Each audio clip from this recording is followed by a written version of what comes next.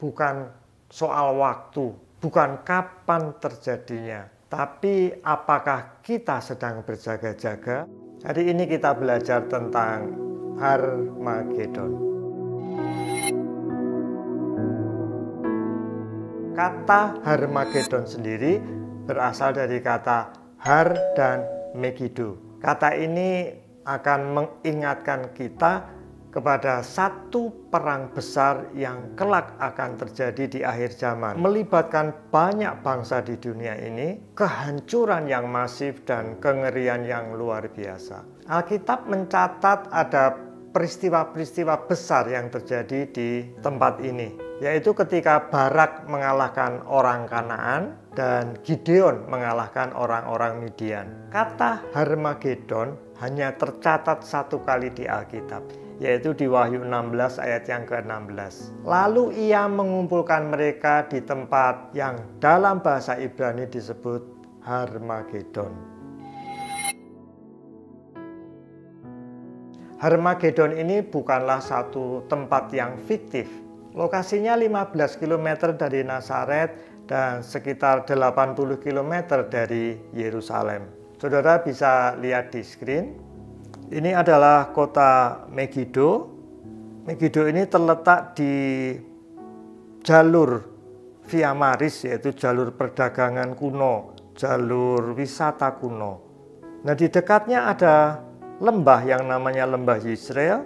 Lembah ini merupakan dataran yang luas, yang permukaannya sangat rata. Saudara bisa lihat ada peta topografinya. Megiddo terletak di sebelah sini, kemudian di dekatnya ada Gunung Karmel dan kota Nazaret di seberangnya. Dari peta ini kelihatan bahwa Lembah Yisrael merupakan satu tempat yang sangat luas, bisa diakses dari atas dan bisa diakses juga dari Laut Mediterania.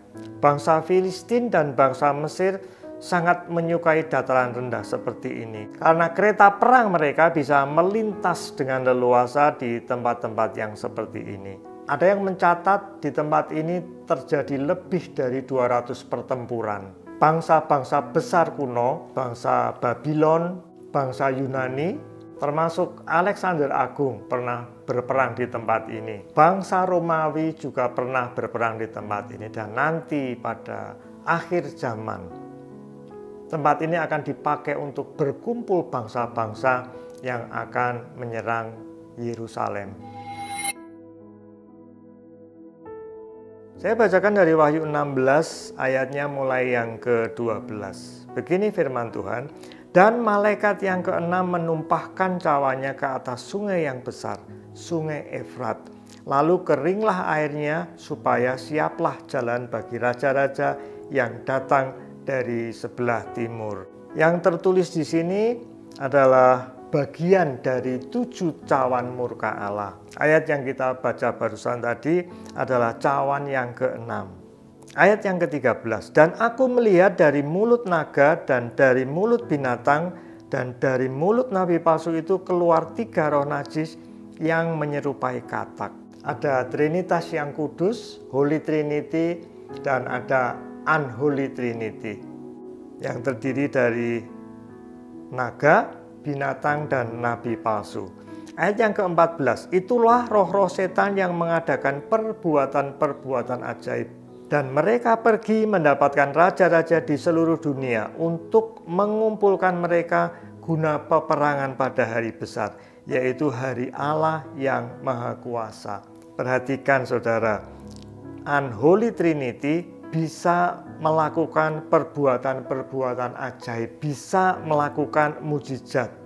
Dan terbukti banyak orang yang akan percaya. Unholy Trinity mendapatkan raja-raja di seluruh dunia dan mereka mengumpulkan untuk kemudian berperang. Pasukan yang besar ini yang dipimpin oleh Antikris akan menyerang dan mengepung Yerusalem. Akan terjadi peperangan yang dahsyat.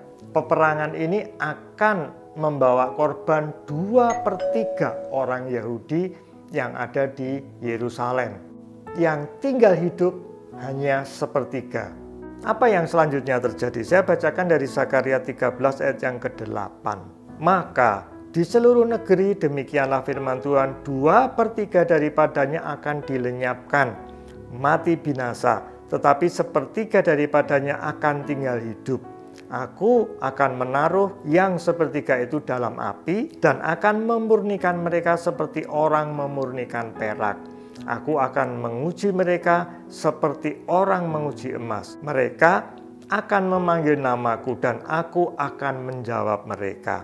Aku akan berkata, mereka adalah umatku, dan mereka akan menjawab, Tuhan adalah Allahku. Yang 1/3 ini akhirnya sadar dan mereka berteriak memanggil nama Tuhan.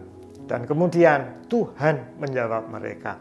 Tuhan datang bersama beribu-ribu orang kudus dan dia menjejakkan kakinya di Bukit Zaitun. Itulah kedatangan Kristus yang kedua kalinya. Kristus dan orang-orang kudus akan berperang melawan antikris dan pasukan yang setia kepadanya. Pada kedatangannya yang kedua kali ini, Kristus menyelamatkan bangsa Israel. Di screen ada peta dunia. Ini skenario perang Armageddon. Yerusalem akan diserang dari 4 penjuru mata angin. Raja-raja dari selatan, raja-raja dari utara, raja dari timur, dan antikris dari barat. Khusus yang dari utara ini merupakan bagian yang berbeda. Tetapi kemungkinan besar ini akan memicu terjadinya perang Armageddon. Dari Yesaya 38 dituliskan secara spesifik beberapa negara yang terlibat, yaitu Persia. Persia ini adalah Iran. Jadi dulu namanya Persia, tapi setelah tahun 1947, setelah Perang Dunia Kedua, berganti nama dengan Iran. Ethiopia ya Ethiopia, Gomer itu Turki, dan Togarmah itu Syria atau Suriah. Gog dari tanah Magog ini dari Rusia bagian selatan. Nanti kita akan belajar khusus tentang Gog dari Magog ini di video yang berbeda.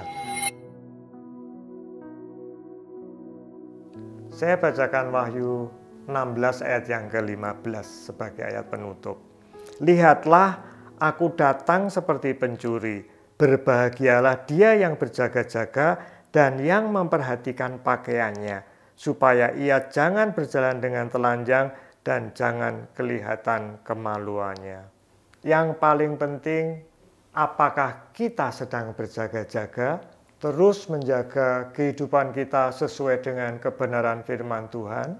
Apa yang kita pelajari hari ini mengingatkan kepada saudara dan saya supaya tekun mengerjakan keselamatan yang sudah kita terima, supaya kita semakin giat melayani pekerjaan Tuhan, semakin giat melayani Tuhan, terlebih lagi dalam memberitakan Injil, kabar baik kepada semua orang.